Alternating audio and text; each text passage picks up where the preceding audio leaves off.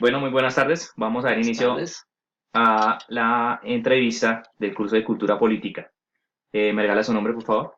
Mi nombre es David Acosta Monroy. David, ¿qué edad tiene? Yo tengo 56 años. David, ¿a qué se dedica o qué estudios tiene David? Mis estudios son en filosofía y literatura, con especialización en filosofía colombiana y educación latinoamericana. ¿Y actualmente en qué trabaja, David? En este momento trabajo como independiente y en procesos culturales en la ciudad de Bogotá. Muy bien, señor David. Vamos a dar inicio entonces a la entrevista. Primera pregunta. ¿Qué diferencias, similitudes y relaciones hay entre Estado, nación y gobierno? Hay que diferenciar que son cosas distintas, ¿no? El Estado, digamos, es un ente netamente casi simbólico que aglutina dentro de sí todo lo que hace que un gobierno funcione. En este caso es el tema, dentro de un país existen secretarías, digamos, existe todo el tema administrativo, y es el conjunto que hace parte del gobierno, pero es una entidad. Cualquier gobierno puede pasar, pero el Estado queda, porque quedan son las instituciones. Y lo que hace a un Estado fuerte es la Constitución y la normatividad que existe alrededor.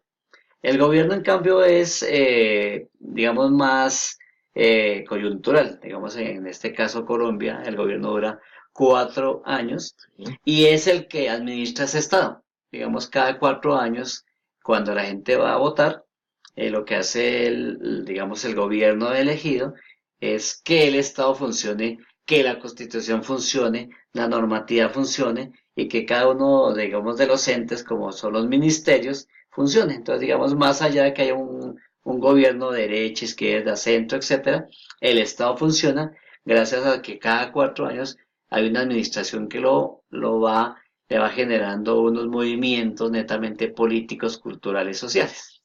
Mientras que lo que es el tema de nación, la nación se refiere a primero el elemento, lo que se refiere a un territorio. Entonces, todos los que somos colombianos, eh, hacemos parte de un territorio, una nacionalidad, un himno, una bandera, un lenguaje. Así haya diversidad, como es Colombia, que es pluriétnico y cultural y multidiverso, nosotros hacemos parte de un territorio. Muy bien. Bueno, vamos con la segunda pregunta. ¿Qué diferencias, similitudes y relaciones encuentra usted hoy entre participación política y democracia? Digamos, cuando uno habla de democracia, pues como la mayoría de teóricos saben, digamos, es un descubrimiento del mundo griego donde existe un elemento democrático que tiene que ver con el poder y el gobierno de muchos. En este caso, la participación política tiene como dos elementos, que es la convencional y la no convencional. La convencional es aquella donde cada persona, digamos, por pertenecer a una nación, tiene el derecho de participar, de una participación. Digamos, la primera participación que hace un ciudadano común y corriente es la capacidad de votar, de sufragar y de elegir y ser elegido. Y que de alguna manera hay otras personas que su participación va más allá de un simple voto. Es, digamos, hacer parte de un grupo político, de generar toda una dinámica, debates en torno a la cultura política, en torno a problemáticas. Pero digamos, hay otra línea no convencional que las personas que de alguna manera inciden en la política de una forma negativa, digamos, las protestas, a veces los grupos armados que de alguna manera no están de acuerdo con ciertas formas de participación y crean un paraestado, es decir, algo semejante al Estado, que no están de acuerdo, pero quieren de alguna manera imponer un tipo de gobierno, ideología y formas de relación. Tercera pregunta. Don David, ¿cómo define política? Digamos, este concepto emana, digamos, del mundo greco-romano. Netamente los romanos se preocupaban mucho por el tema del derecho y especialmente por el tema político, aunque emana también del mundo griego. Pero donde resalta, digamos, más ese tema de la ciudadanía, es en el mundo romano. Y allí se comenzaron a cuestionar qué era el tema o el son político que decían los griegos.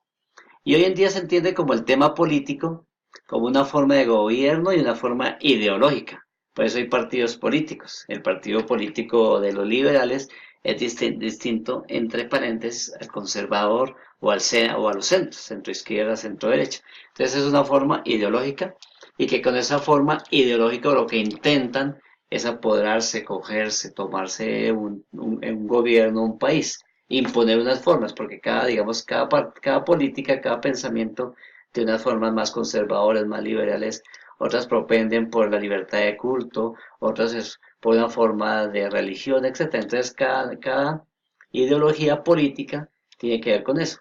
Distinto a las políticas públicas, que digamos, hay una política pública que es la que genera lineamientos a nivel de los gobiernos, a niveles del Estado, para que se cumplan los derechos humanos. Bueno, vamos con la cuarta pregunta. Don David, qué elementos componen la cultura política? Digamos, uno se remitiría a un ejemplo como el tema que es alfabeta o analfabeta, digamos. Hay analfabetas políticos o hay analfabetas. En este caso, el que mantiene una cultura política es el que conoce las formas como proceden los estados, los gobiernos, etcétera. Entonces, una persona, entre más cultura política, tiene una capacidad de decisión, de definir cosas. Entonces, la cultura política lo que hace es conocer las herramientas con las que funciona el Estado, los gobiernos, las naciones. Entonces, por eso es que en un país fácilmente puede subir cualquier persona que prometa ciertas cosas, pero si usted no tiene una cultura política, pues de alguna manera lo van a convencer. Entonces, mientras que un país, un ciudadano sepa más sobre los gobiernos, sobre la forma, las dinámicas que un Estado funciona, pues de alguna manera tiende a un debate.